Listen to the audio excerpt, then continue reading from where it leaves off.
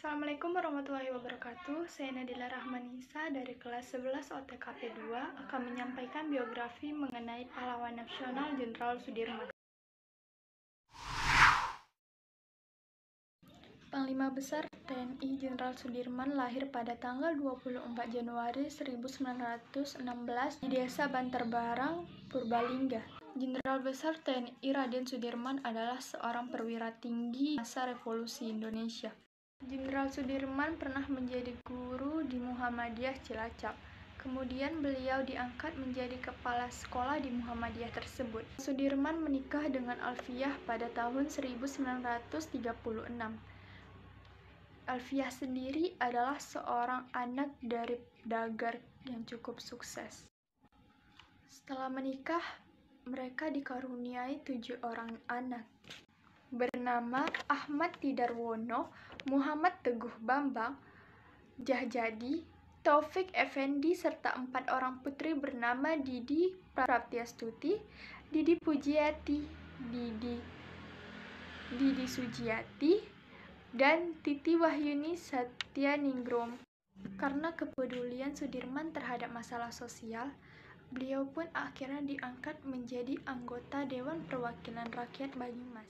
Pada tanggal 5 Oktober 1945, pemerintahan mengumumkan pembentukan Tentara Keamanan Rakyat atau yang disebut dengan TKR. Jenderal Sudirman dipilih menjadi Komandan Divisi 5 Banyumas dengan pangkat kolonel. Saat agresi II Belanda, ibu kota dipindahkan ke Yogyakarta karena saat itu Jakarta telah diduduki oleh tentara. Dalam keadaan tersebut, kondisi Sudirman melemah karena penyakit TBC yang dideritanya sejak lama. Namun, sadar akan keadaan negara yang sedang genting, Sudirman akhirnya menemui Presiden Soekarno di istana meminta izin untuk memulai gerilyanya menghancurkan mental Jepang. Selama gerilya, pada Desember 1948 hingga 10 Juli 1949, Sudirman juga memegangi rantai komando untuk serangan umum 1 Maret 1949 yang dipimpin oleh Letnan Kolonel Soeharto. Jenderal Sudirman meninggal dunia di Magelang, Jawa Tengah pada tanggal 29 Januari 1950 pada usianya yang ke-34 tahun. Pada tanggal 10 Desember 1964, ia ditetapkan menjadi pahlawan nasional Indonesia.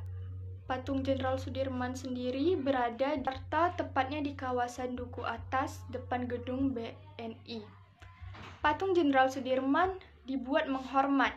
Alasannya karena Jenderal Sudirman adalah pemangku jabatan, dan pemangku jabatan memberi hormat kepada mereka yang memberikan jabatan. Nah, yang memberikan jabatan di sini adalah masyarakat. Di Jepang juga terdapat patung Jenderal Sudirman. Patung tersebut berada di lapangan Kementerian Pertahanan Jepang. Tingginya sekitar 4 meter. Dikirim dari Manhan Indonesia kepada Manhan Jepang sebagai tanda negara sahabat. Cukup sekian, terima kasih. Assalamualaikum warahmatullahi wabarakatuh.